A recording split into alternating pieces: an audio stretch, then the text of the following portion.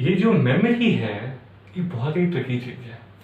ये इतनी सिंपल नहीं है जितना यूजुअली लोग इसको समझते हैं। हमारी मेमोरी पे या हमारे माइंड की फंक्शनिंग के ऊपर या तो स्पिरिचुअलिटी ने फोकस किया है या फिर फिलॉसफी ने फोकस किया है। अदरवाइज लास्ट की जो अराउंड 100 odd years का पीरियड है उसमें साइकोलॉजी ने इसके ऊपर फोकस किया and thanks to which it has finally come into limelight. Otherwise wide scale पे जिस तरीके से आज लोग mind its functioning manipulation and memory को डिस्कस करते हैं वो प्रॉब्ली इतना प्रिवेलेंट नहीं था। वो सिर्फ और सिर्फ books and philosophers and as a spirituality के डोमेन के अंदर रिस्ट्रिक्टेड था। Memory has the capacity to alter reality for you and without your knowing. So, I mean, इतनी मुश्किलों के बाद वो ट्रबलिंग रिलेशनशिप से लोग बाहर निकलते हैं, ब्रेकअप करते हैं अपने बॉयफ्रेंड गर्लफ्रेंड के साथ जिनके साथ बहुत परेशानी आ रही हो। But after 6 months or 1 year, you will hear those people saying कि यार इतना भी बुरा नहीं था। सिमिलरली पूरा बचपन निकल जाता है बच्चों का प्रार्थना करते करते कि मैं कब बड़ा होऊंगा, मैं कब बड़ा होऊंगा, मैं कब जिंदगी अपने तरीके से जी पाऊंगा। बट ये बच्चा जब बड़ा हो जाता है और तुम किसी भी बड़े से पूछोगे तो immediately they would be like यार बचपन बड़ा अच्छा था, बचपन ही अच्छा था, मैं तो वापस से बच्चा बन जाना चाहता हूँ। बचपन अच्छा था, नो डिनाइंग दैट, बट बड़ा होना भी बहुत अच्छा है। तो मैं तो जब से टीचर बना हूँ तो मेरा तो यही सॉर्ट ऑफ एक छोटा सा एम रहा है कि मेरी क्लास का कोई बच्चा कभी ये ना कहे कि सर हमारा तो बचपन ही अच्छा था, कोई टेंशन नहीं थी, मज़े की लाइफ थी, हम बच्चे वापस से बनना चाहते हैं। That's because you guys don't realize कि एक बच्चे का सपना बड़ा होना क्यों होता है। छोटा सा सपना बड़ा होना ही है बट स्टिल उसके लिए ड्रीम होता है।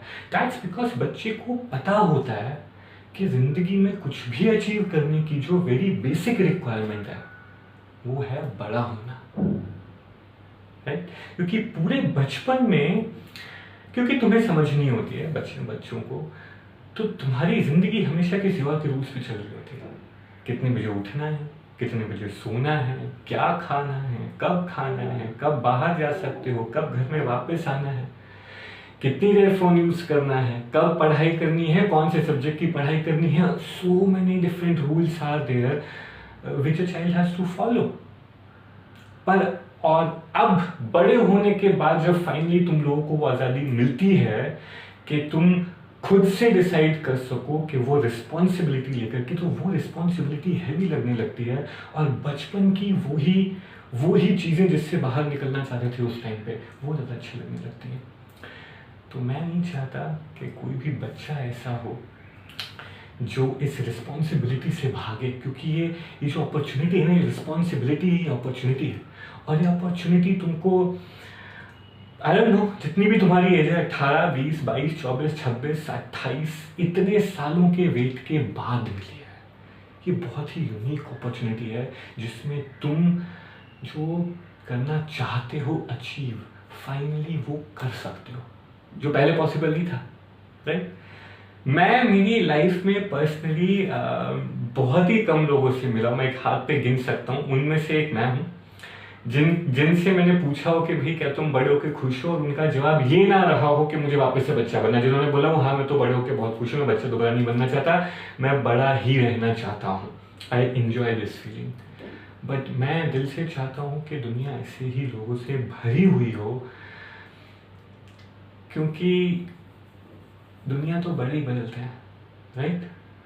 तो ये मौका है तुम्हारे पास दुनिया बदलने का, बट उससे पहले खुद को बदलने का, खुद की लाइफ बदलने का। उस मौके को, उस अपॉर्चुनिटी को समझो, उस अपॉर्चुनिटी को यूटिलाइज करने के लिए उस रिस्पॉन्सिबिलिटी को लो एंड चीज़ें आसान लगने लगेंगी। चालू करते हैं। तो भाई आज क्योंकि बात हो रही है मेमोरी की, माइंड की, ये पीछे बचपने की तरफ देखने की एंड चीज़ों को याद करने की। तो आज के हम शुरुआत भी ऐसी एक वर्ड से करेंगे, बहुत ही प्यारा खूबसूरत सा वर्ड है रेट्रोस्पेक्ट। बहुत ही इंपॉर्टेंट वर्ड है, पता होना चाहिए सबको। एक्टिव मेमोरी, एक्टिव वोकैबुलरी का पार्ट होना चाहिए फॉर दैट मैटर। रेट्रोस्पेक्ट को याद रखना भी आसान है समझना, because retrospect can be divided into two parts, retro and spect. दोनों ही बहुत इंपॉर्टेंट रूट वर्ड्स हैं जिन्होंने हमें और कई इंपॉर्टेंट वर्ड्स दिए। रेट्रो तो तुमने सुना होगा पक्का से, हमारे नए बड़ा यूज होता है रेट्रो म्यूजिक। रेट्रो म्यूजिक क्या होता है? पुराने वाला म्यूजिक, करेक्ट। एंड स्पेक्ट भी तुमने पक्का से देखा होगा या सुना होगा, स्पेक्टिकल्स। स्पेक्ट का मतलब होता है देखना। तो रेट्रो हो गया पुराना, स्पेक्ट हो गया देखना। तो रेट्रोस्पेक्ट क्या हो गया? पुरानी चीज को देखना। कौन सी पुरानी चीज को? पुराना पेन नहीं, पीछे देखना, पुरानी अपनी जिंदगी को देखना, मेमोरी को देखना। हाइंडसाइट मतलब चीजें हो जाने के बाद जब तुम उन्हें वापस पलट के देखते हो कि कैसे हुई, तो जो पर्सपेक्टिव मिलता है तुमको, that is called retrospect. Okay, और इस प्रोसेस को कहते हैं रेट्रोस्पेक्शन। तो इसका जो most popular way of popular usages है वो है in retrospect something something something, so or in hindsight, right? So like right now we can say that in retrospect I believe that there were a lot of things that I could have done better. There were a lot of decisions that I could have taken better in my life. But that's actually always true because that's the nature of retrospect और hindsight। जब भी आप पीछे मुड़ के देखते हो तो आपको कुछ ना कुछ अपॉर्चुनिटी नजर आती है जो आप बेटर तरीके से कर सकते थे। That's the beauty or what you call it perplexity, confusion of hindsight. Retrospect का जो रेट्रो है, पहले हम इस पर आते हैं क्योंकि once again I told you इसमें हमें काफी इंपॉर्टेंट वर्ड दिए हैं। तो रेट्रोस्पेक्ट से एक वर्ड हमको मिला है रेट्रोग्रेड। रेट्रोग्रेड को भी दो पार्ट में डिवाइड किया जा सकता है, रेट्रो एंड ग्रेड। अपग्रेड कहां कहां देखा होगा तुमने? एक होता है अपग्रेड, डाउनग्रेड, नीचे ऊपर की तरफ बढ़ाना, नीचे की तरफ बढ़ाना। रेट्रोग्रेड क्या होगा फिर? पीछे की तरफ बढ़ाना। पर पीछे कहां? टाइम में। टाइम में कैसे कोई चीज पीछे की तरफ खींची जाती है? रेट्रोग्रेड का मतलब है समथिंग जो स्टाइल में, सोच में, टेक्नोलॉजी में या इवन फिजिकल स्टेट में पुराने टाइम को बिलोंग करता हो।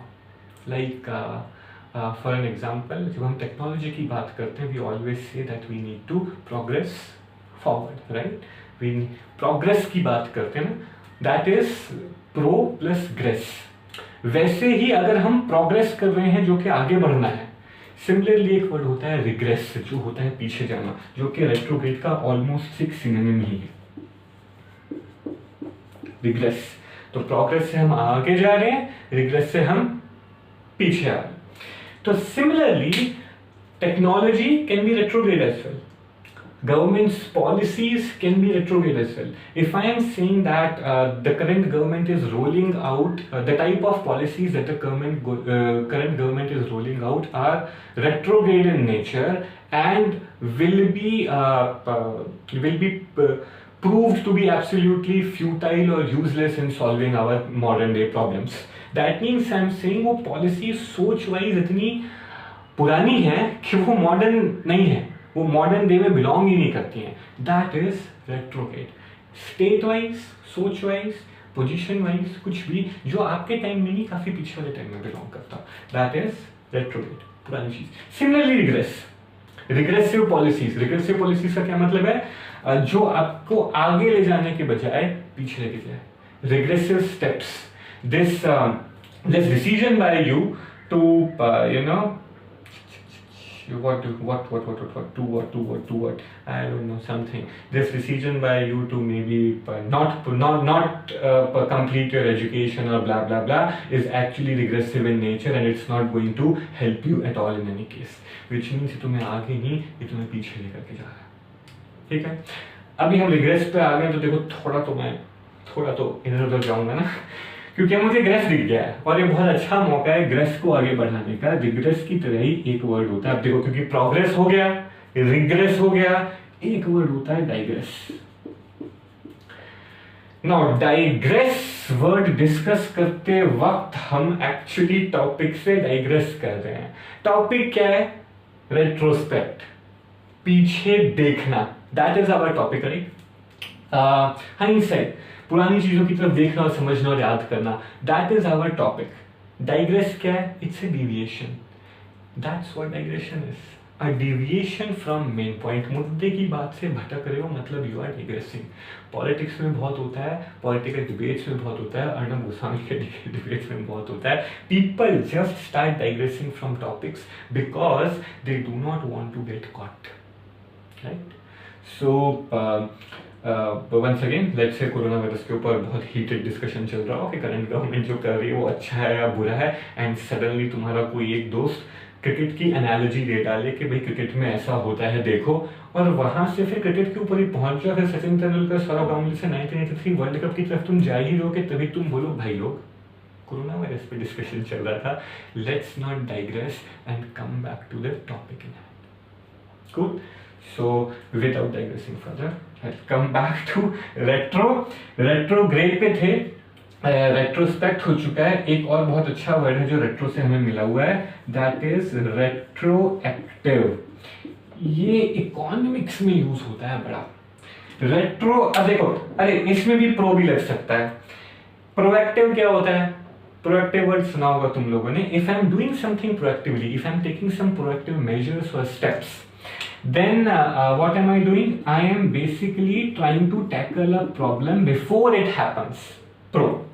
Even before it has happened, I am trying to find a solution for it, and I am sort of trying to stop it from happening. That is a proactive measure. Then what will be retroactive? Things have happened. Now you are trying to solve them. Is it possible? Time travel तो possible नहीं है, तो ये कैसे possible है? Policies के case में ऐसा हो सकता है।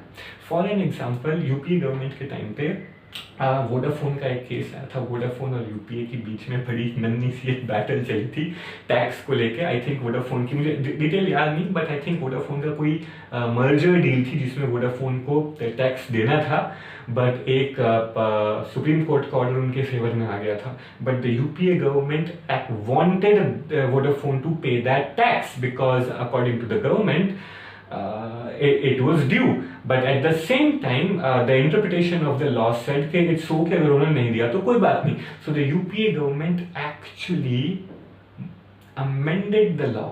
They introduced a modification or amendment retroactively. मतलब उन्होंने, फॉर एन एग्जाम्पल, उन्होंने प्रॉबली ईयर मुझे याद नहीं है, 2012 में लेट्स से उन्होंने वो लॉ इंट्रोड्यूस किया, पर उन्होंने कहा कि ये एप्लीकेबल होगा 2007 से। मतलब इवन पिछले 5 सालों में अगर किसी ने ऐसा कुछ किया है तो उसे इस लॉ को पिछले 5 सालों की कैलकुलेशन दे करके अकॉर्डिंग टू दिस लॉ हमको पेमेंट करना पड़ेगा। तो इकोनॉमिक्स में, पॉलिसी मेकिंग में चीजें रेट्रोएक्टिवली इंप्लीमेंट की जा सकती हैं, यानी कि पास्ट से इफेक्ट लेना। ठीक है, तो इकोनॉमिक्स पॉइंट ऑफ व्यू से that's retroactive for you. Retro काफी करते हैं। अभी हम आते हैं स्पेक्ट के ऊपर, because I told you spect भी बहुत अच्छा प्यारा सा रूट वर्ड है, बहुत अच्छे अच्छे वर्ड दिए। तो एक तो स्पेक्ट ने स्पेक्टिकली दिया, तो स्पेक्टिकल लिख लेते हैं। स्पेक्टिकल जैसा नन्ना मुन्ना सा वर्ड क्यों लिख रहा हूं मैं? That's because spectacle does not only mean चश्मा, this is spectacles by the way, first of all, not spectacle. तो स्पेक्टिकल अलग है, इसका एक और मतलब होता है, बट उससे पहले हम और कुछ भी देखते हैं। स्पेक्ट ने हमको, जैसे रेट्रोस्पेक्ट है वैसे ही हमारे पास इंट्रोस्पेक्ट है, इवन इंस्पेक्ट है। इंस्पेक्टर तुम्हें पता ही होगा, चेक करना, इंस्पेक्टर भी होते हैं।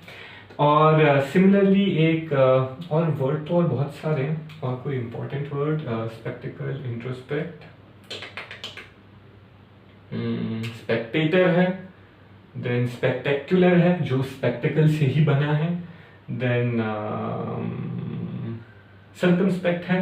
सर्कमस्पेक्ट लिख लेते हैं क्योंकि आई थिंक एक पिछली वीडियो में किसी में तो सर्कम मैंने रूट वर्ड कवर किया था, तो एक वक्त है उसको रिवाइज करने का भी काम हो जाएगा। पहले इंट्रोस्पेक्ट पे आते हैं। तो रेट्रो तो हो गया पीछे देखना, पुरानी चीज की तरफ, पास्ट में। इंट्रो अंदर देखना, अपने अंदर झांकना is introspection. So I hope I don't have to tell any of you ever, but we can say that let's say you are not studying, you are not putting your best foot forward, you are not putting your all in. I can say that beta, you don't need a motivational speech. बहुत बार क्योंकि बच्चे मेरे पास call करते हैं या message डालते हैं कि sir I am feeling low, पढ़ाई का मन नहीं बन रहा, एंड कई बार मैं फिर उनको बैठ के मोटिवेट करने की कोशिश कर रहा होता हूँ, वन ऑन वन कन्वर्सेशंस कर रहा होता हूँ. But at some times I also tell them kiddo, you don't need a motivational speech from me, you need to introspect कि तुम खुद से क्यों नहीं कर पा रहे हो, क्योंकि वो अंदर से वो आग, याद है एक वीडियो में हमने बात की थी, वो भी तो जरूरी है ना. So that is introspection for you.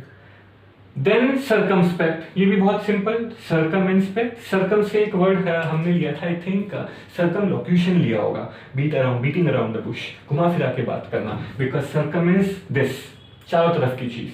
So circumspect क्या हुआ, जब आप चारों तरफ की चीजों के ऊपर नजर रखे हुए हो, तो ये लिटरली नजर नहीं रख रहे हैं, फिगरेटिवली नजर रख रहे हैं.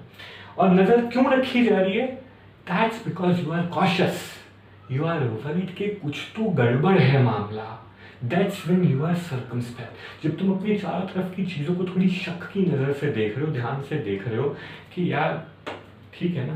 सो let's say you are a businessman and let's say तुम 5 करोड़ की डील साइन करने के लिए जा रहे हो, 10 करोड़ 50 बनाते हैं, सपने देखे तो अच्छा वाले देखे ना.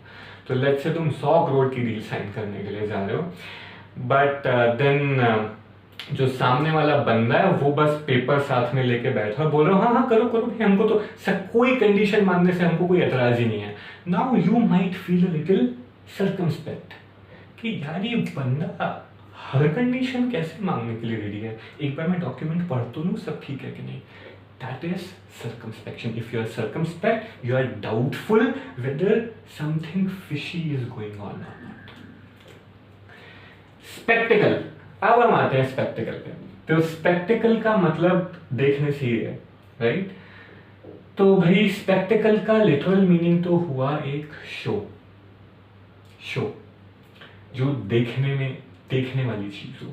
बट स्पेक्टिकल एक अलग से वर्ड में इसलिए ले रहा हूँ because it's a very beautiful word, क्योंकि इसके नेगेटिव एंड पॉजिटिव दोनों कॉनोटेशंस पॉसिबल हैं. I can say that the match between India and Australia last night was quite a spectacle. मतलब बहुत ही इंटरेस्टिंग मैच था, उसको देखने में मजा आया, देखने वाला मैच था. ठीक है, ये तो था positive connotation. Negative, let's say तुम्हारे मोहल्ले में कोई किसी घर में लड़ाई हो रही है एंड मस्त चिल्ला के हो रही है, एंड इतना चिल्लम चिल्ली हो रही है कि पूरा मोहल्ले वाले बाहर निकल के आ गए और घर के चारों तरफ इकट्ठे हो गए कि भाई इनके घर में हो क्या रहा है, right. At that time you can say that the type of spectacle these guys have put up here is not going to reflect well on their own family. मतलब ये जो शो सा उन्होंने, ये जो नौटंकी सी उन्होंने बना दी है, इस केस में उसका मतलब हो गया नौटंकी. तो वन सेकेंड, नौटंकी भी 2 तरीके की होती है ना, एक अच्छी भी हो सकती है नौटंकी जो एक्चुअल नौटंकी होती है, और एक जो एंटरटेनिंग होती है, और एक नौटंकी खराब वाली होती है जब हम बोलते हैं नौटंकी मत कर. So this spectacle can have both a positive as well as a negative connotation. दोनों के बीच का डिफरेंस अगर तुम्हें क्लियर हो पढ़ते पढ़ते तो तुम कई बार ऑथर की टोन या तो कैच कर सकते हो या फिर कम्प्लीटली मिस कर सकते हो. तो छोटी छोटी सी चीज़ें जो कई बार मैटर करती हैं आपकी, यही जो चीज़ें जो रीडिंग डिफाइन करती हैं इवेंचुअली, इसे ही कहते हैं कि हाँ भाई रीडिंग एबिलिटी अच्छी है कि नहीं है. ठीक है, चलें आगे. अभी हम इतना सब घूम फिर के वापस से रेट्रोस्पेक्ट के ऊपर ही आते हैं, और रेट्रोस्पेक्ट से एक और मिलता जुलता सा वर्ड लेते हैं, मिलता जुलता नॉट सिनोनिम, दैट इज रेमिनिस. भाई रेमिनिस ना बहुत ही अच्छा वर्ड है और बहुत ही इंपॉर्टेंट वर्ड है. हो सकता है स्पेलिंग मेरी गलत हो, स्पेलिंग में मैं कभी कभी कच्चा हो जाता हूँ. तो रेमिनिस का literal meaning is just remember. REM से याद कर सकते हो तुम, सिंपली रिमेंबरिंग. तो ये वर्ड क्यों बता रहा हूँ, रिमेंबर पता तो है तुमको. दैट्स बिकॉज रिमेंबर बहुत ही सूखा सा वर्ड है, हमको चाहिए चटपटा वर्ड, राइट. ये है वो मसालेदार चटपटा वर्ड जो कि तुमको किसी भी हाई क्वालिटी टेक्स्ट में देखने को मिलेगा, किसी लो क्वालिटी टेक्स्ट में, किसी नॉर्मल सी बुक के अंदर तुम्हें रिमेंबर ही देखने को मिलेगा। बट जहां तुम पहुंचोगे इकोनॉमी में, पहुंच जाओ किसी New York times, economist, even Hindu and फिर क्या कहते हैं बुक्स के अंदर कोई मस्त अच्छी आपके, वंस अगेन हिस्ट्री ही क्यों ना हो, हिस्ट्री, पॉलिटी, इन सब में अच्छे अच्छे ऑथर्स की, वहां पे तुम्हें रिमेंबर से शिफ्ट होता देखने को मिलेगा, रेमिनिस भी। तो रिमेंबर और रेमिनिस दोनों चल रहे होंगे। रेमिनिस का जो मोस्ट कॉमन यूसेज है that is in its noun form, noun ही होगी या reminiscent, that this something is reminiscent of something else. ठीक है, so when I am saying that something is reminiscent of something else, I am saying ये मुझे किसी और चीज की याद दिला रहे हैं, ये उसी चीज की तरह जिसकी इस वक्त मैं याद कर रहा हूँ। So we can say that the current coronavirus induced lockdown is गलत एग्जांपल ले लिया, reminiscent of because this is not reminiscent of anything। तो कोई और चीज देखते हैं। कोई दादा परदादा हो, कोई एकदम ही 120-125 साल के जिन्होंने किसी कहीं दुनिया के कोने में स्पेनिश फ्लू देखा हो, तो वो शायद बोल पाए this is reminiscent of that time, वो भी तब जब उनकी मेमोरी उन्हें ट्रिक ना करे। Okay, we can say that okay politics में फर्क में एडिटोरियल्स में क्रिटिसिज्म के लिए कैसे यूज होता है। A lot of times government की पॉलिटिक्स जो ड्रेकोनियन पॉलिसीज होती हैं, मतलब बहुत ही स्ट्रिक्ट आपकी बुरी टाइप की पॉलिसीज होती हैं जो लोगों के फ्रीडम रिस्ट्रिक्ट कर सकें, इस टाइप की जिनकी एप्लीकेबिलिटी होती है, उनको देख के we can say that the current condition of our country is reminiscent of the time when we were forced into a state of emergency in the 1970s। मतलब करंट कंडीशन ऐसी है जैसी कभी 1970s में इमरजेंसी के time पे थी, इतनी बुरी हालत है। So that is reminisce for you. When you are reminiscing something, मतलब you are missing something, you are remembering something, you are, chances are you are also contemplating. Contemplate कर देते, इंक जबरदस्ती लगा दिया मैंने। कंटेम्पलेट का सिंपल सा meaning है सोचना, थिंक। बट अब यहाँ पे एक बहुत इंपॉर्टेंट कॉन्सेप्ट आता है। इंग्लिश में सिनोनिम्स हैं, ऑब्वियसली हैं, बट इंग्लिश लैंग्वेज की एक खास बात ये है कि इवन सिनोनिम्स के बीच में डिग्री का डिफरेंस होता है। For an example, I think कुछ 2-3 दिन पहले ही एक क्लास में हम एंगर के ऊपर डिस्कशन कर रहे थे, and students and we were able to write down close to a dozen words just describing anger। लेकिन once again 1 डजन वर्ड्स की जरूरत क्या है खाली गुस्सा बयान करने के लिए, क्योंकि गुस्से के टाइप में डिफरेंस था। हल्का गुस्सा, मीडियम गुस्सा, भयंकर आग बबूले वाला गुस्सा, ऐसा गुस्सा जिसमें आप वॉयलेंट हो जाओ। सो डिग्री का डिफरेंस होता है। तो सिमिलरली व्हेन आई से thinking, that's a very light और माइल्ड वर्ड। कंटेम्पलेटिंग का मतलब होता है डीपली थिंकिंग और इवैल्यूएटिंग समथिंग। आप एकदम सोच रहे हो, तो इसके एक तो हो गया contemplating, if you are contemplating something मतलब तुम बहुत डीपली उसको सोच रहे हो। दूसरा evaluating, the government is contemplating whether to extend the lockdown और नॉट, मतलब गवर्नमेंट इस आइडिया को इवैल्यूएट कर रही है, तो उसके ऊपर सोच रही है वो। ठीक है, तो once again if you are contemplating something then if you are reminiscing something then chances are you are contemplating as well, because तुम सोच रहे होंगे कि पहले क्या अच्छा किया, क्या बुरा किया, all those things। तो contemplate से ही अब आ रहे हैं, तो एक वर्ड और देता हूँ देखो, क्योंकि वो बहुत इंपॉर्टेंट है। नेक्स्ट टाइम हम सोचना अलग से एक क्लास में लेंगे, तो बहुत सारे वर्ड सोचने के ऊपर निकाल देंगे हम। बट करेंटली 2 जो वर्ड बहुत ही इंपॉर्टेंट है, एक तो गया कंटेम्पलेट, एक है ponder. When you are pondering upon something, once again you are very very very seriously deeply thinking over it. Okay okay, I think एक लास्ट वर्ड, नॉस्टैल्जिया। और नॉस्टैल्जिया ना, ये रेमिनिसिंग एंड रेट्रोस्पेक्ट का ही ममिया भाई है, मतलब दूर का थोड़ा सा। नॉस्टैल्जिया की यूं तो रूट है, दो रूट है, नॉस्टोस एंड डेल्गोस, बट वो कोई फायदा नहीं याद करने का, because they have not given us too many important words. So जबरदस्ती क्यों बैठाने, डायरेक्टली इसी को याद कर लेते हैं।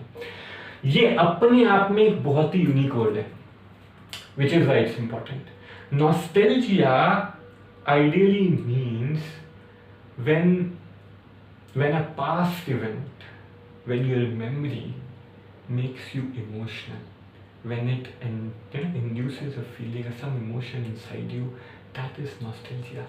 अगर तुम हॉस्टल में रहते हो और तुम मम्मी के हाथ का खाना याद करके रो रहे हो, या चलो रो नहीं रहे, बस मम्मी के हाथ का खाना याद कर रहे हो, यू आर नॉस्टैल्जिक। तो इसीलिए नॉस्टैल्जिया होम सिकनेस के लिए बहुत यूज होता है। बट सिर्फ होम सिकनेस नहीं है, nostalgia is also 70s nostalgia हम बोलते हैं, 80s, मतलब तुम पुरानी गाने सुनते सुनते सोच रहे हो कि यार क्या जमाना था, नॉस्टैल्जिया।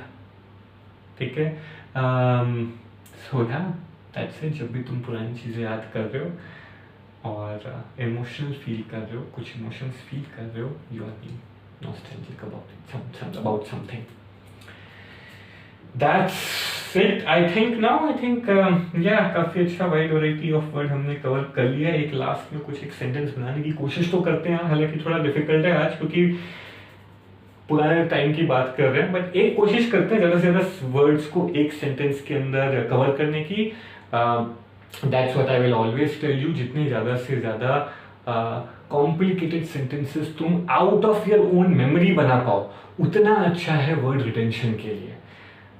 ठीक है, तो ये तो मैं बनाने की कोशिश कर रहा हूं, हो सकता है ना बना पाऊं, बट अगर बनाया, don't use this as your memory की, take cue from it, make your own sentence. ठीक है, so we can say that without digressing further from the topic, I would like to say that in retrospect, I should have taken more proactive steps to stop the top management of my company from introducing retrograde or regressive policies